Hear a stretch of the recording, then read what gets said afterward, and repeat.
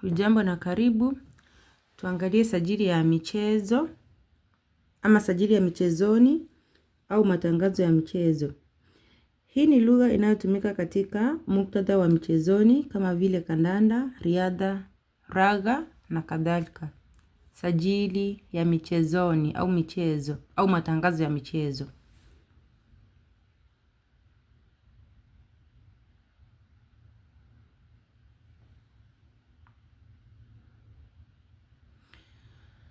Tuangalie sifa.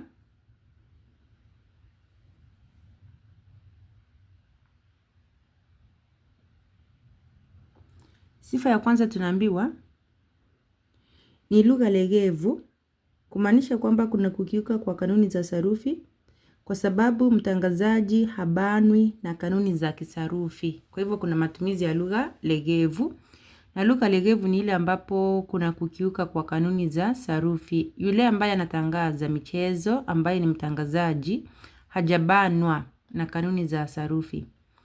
Pili, kuna kukatizana kauli, ili kumudu kasi ya wachezaji, kukatizana kauli. Kwamba sentensi hukatizwa na kuwa fupifupi ili waweze kumudu kasi ya wachezaji. Nadhani unaelewa kwamba pale uwanjani wachezaji wako mbioni.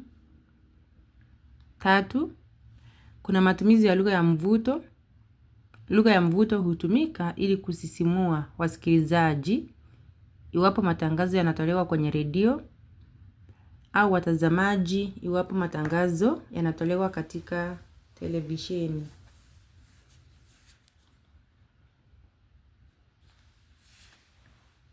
Sifa ya 4 tunaambiwa kwamba kuna matumizi ya vihisishi. Natumai unajua kihisishi ni nini? Na vihisishi hutumika ili kuonyesha hisia za mtangazaji.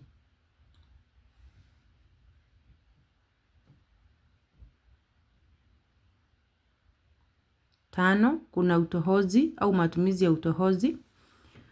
Natumai unaelewa kutohoa ni nini?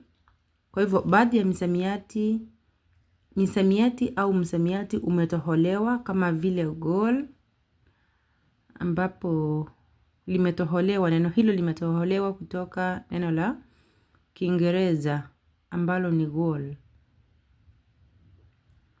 Sifa ya 6, kuna kuchanganya na kuhamisha msimbo. Kuchanganya na kuhamisha msimbo. Na hali hii hutokea kutokana na lugha azijuazo mtangazaji. Iwapo yule mtangazaji anajua lugha 2 au zaidi, basi atachanganya na kuhamisha msimbo. Kumbuka kuchanganya au kuhamisha msimbo ni sawa na kubadilisha msimbo au ndimi. Kuchanganya na kuhamisha. Na sifa ya 7, kuna matumizi ya maswali ya balagha au maswali balagha ili kuhusisha hadhira. Kumbuka maswali balagha ni yale maswali ambayo hayahitaji majibu.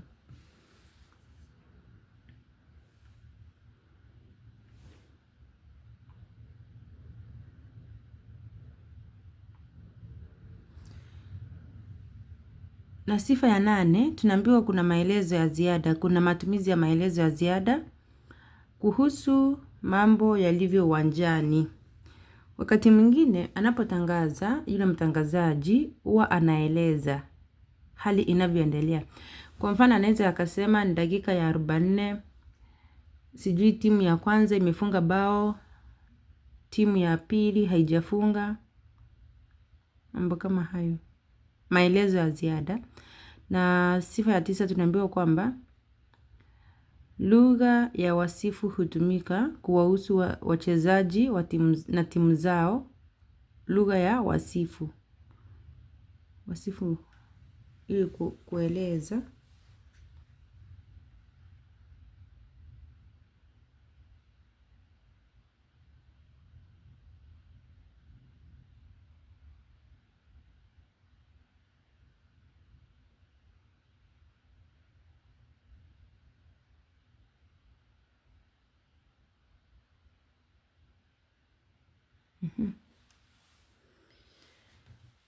Sifa ya 10, majina ya utani hutumika ili kuwatia motisha wachezaji.